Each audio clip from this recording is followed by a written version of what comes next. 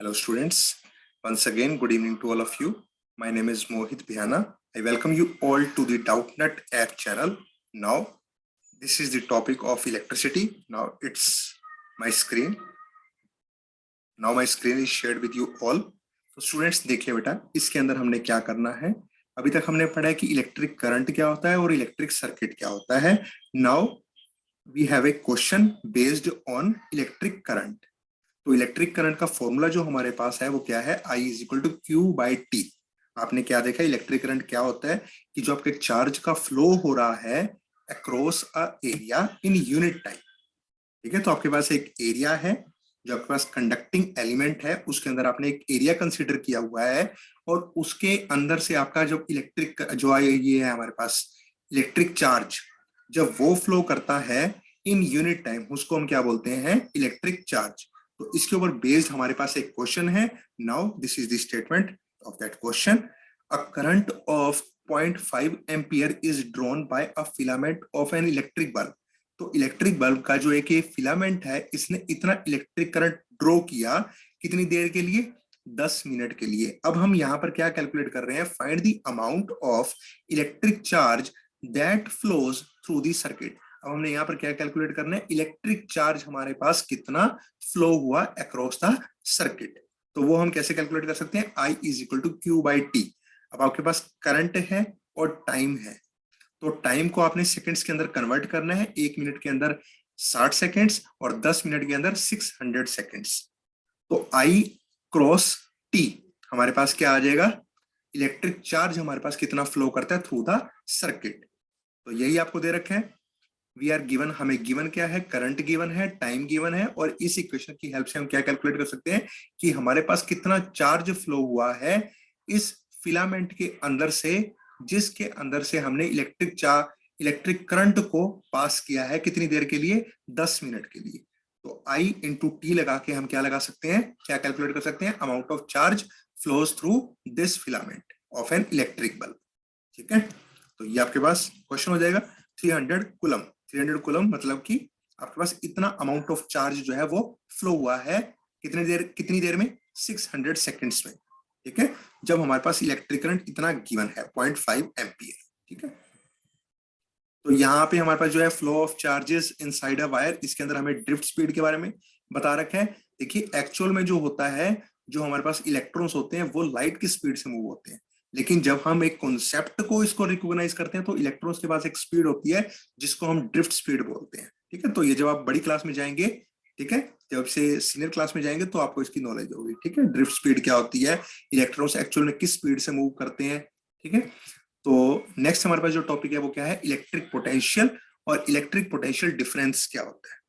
ठीक है, अब हम आगे करते हैं, what makes the electric charge to flow. अब इलेक्ट्रिक चार्ज जो है वो कैसे फ्लो करता है, ये हमारे पास क्वेश्चन आता है।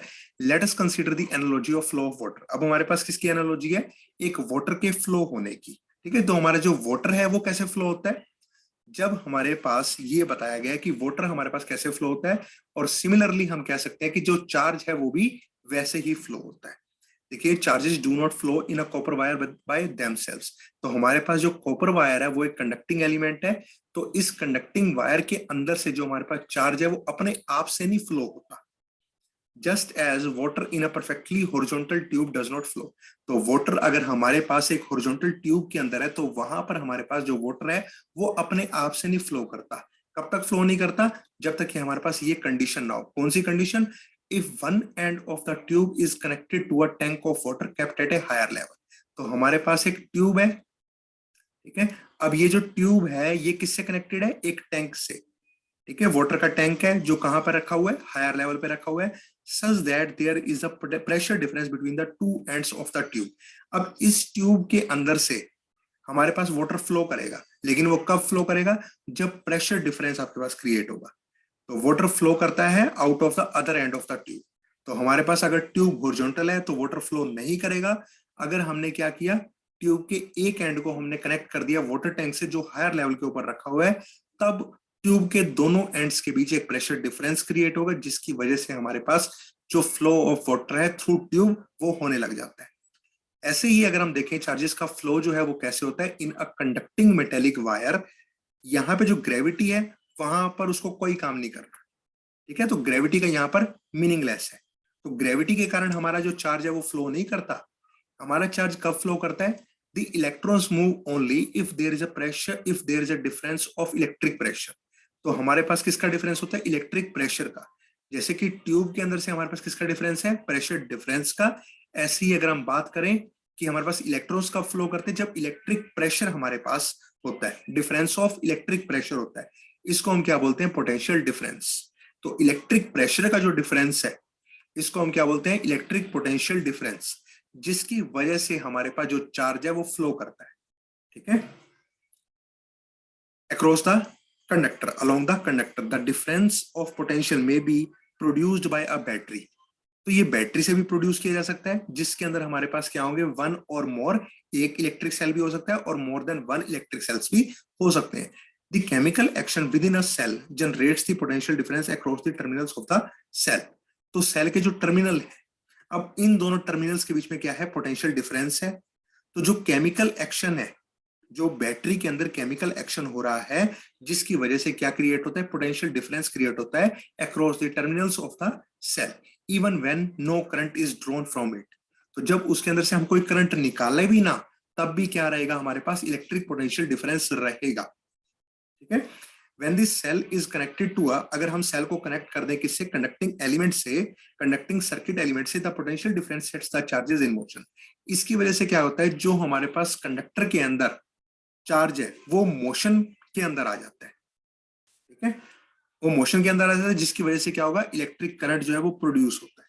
In order to maintain the current in a given circuit element, अगर हमें इस करंट को मेंटेन रखना है, तो सेल के अंदर जो केमिकल एनर्जी स्टोर है वो हमारी धीरे धीरे एक्सपेंड होनी शुरू हो जाती है, वो धीरे धीरे खर्च होनी शुरू हो जाती है, जिसकी वजह से हम क्या करते हैं? उसको दोबारा से हम चार्ज करते हैं, फिर वो केमिकल एनर्जी उसके अंदर स्टोर हो जाती है, और जैसे ही हम उसको किसी इलेक्ट्रिक सर्किट एलिमेंट से कनेक्ट करते हैं, तब वो केमिकल एनर्जी धीरे धीरे लूज होने लग जाती है, ठीक है। तो इलेक्ट्रिक पोटेंशियल डिफरेंस जो है दो पॉइंट्स के बीच में है।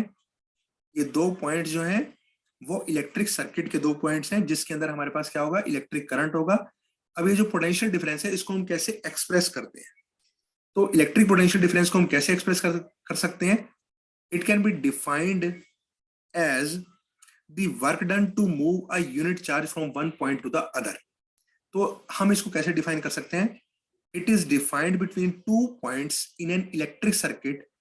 अब हमारे पास क्या है? एक इलेक्ट्रिक सर्किट है, इलेक्ट्रिक सर्किट के दो पॉइंट्स के बीच में क्या है? इलेक्ट्रिक पोटेंशियल डिफरेंस है।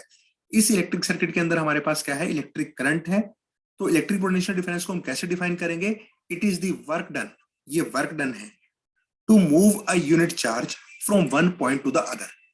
तो एक आपके पास क्या है? यूनिट चार्ज है, अगर इसको एक पॉइंट से दूसरे पॉइंट पर ले जाना है तो हमें कितना वर्क करना पड़ता है? ये जो केमिकल एनर्जी लूज होते हैं, this is the amount of work done, ठीक है, which is utilized by a unit charge so that it can move from one point to the other. Potential difference between two points is defined as the work done required to move a unit charge from one point to other across a current carrying element. ठीक है, तो ये electric potential difference हो गया. This is the amount of work done for a unit charge to move from one place to other. ठीक है, ऐसा unit क्या होती है इलेक्ट्रिक पोटेंशियल डिफरेंस की? वोल्ट. ये जो साइंटिस्ट हुए इन्होंने इन्वेंट किया, ये हमारा इनका टाइम पीरियड रहा. ये इटालियन फिजिसिस्ट थे. तो 1 वोल्ट को हम कैसे डिफाइन करते हैं? It is the potential difference. दो पॉइंट्स के बीच में क्या है? ये पोटेंशियल डिफरेंस है. अब ये दो पॉइंट्स किसके हैं? करंट कैरिंग कंडक्टर के. तो इसको हम कैसे डिफाइन करेंगे? When 1 joule of work is done. 1 joule अगर आप काम करें, किसके लिए? ताकि आप 1 कूलम चार्ज को एक जगह से दूसरी जगह पर ले जाओ. तो इसके लिए आप क्या डिफाइन करते हैं? 1 वोल्ट.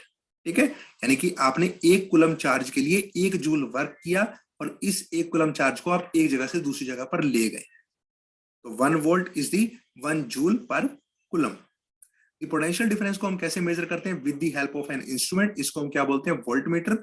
वोल्ट मीटर जो होता है वो जो हमारे पास सर्किट होता है, इलेक्ट्रिक सर्किट होता है, उसके अंदर ये पैरेलल के अंदर कनेक्ट किया जाता है अक्रॉस द पॉइंट्स. तो voltmeter is always connected in parallel across the points. ठीक है, between which the potential difference is to be measured. तो जो दो पॉइंट्स के बीच में आपको पोटेंशियल डिफरेंस मेजर किया क्या करना है, इन दो पॉइंट्स में ये जो हमारे पास वोल्ट मीटर है ये उन दोनों पॉइंट्स के साथ कैसे कनेक्ट होगा, पैरेलल के अंदर। ठीक है, तो this is the end of my today's lecture. Thank you all, thank you so much.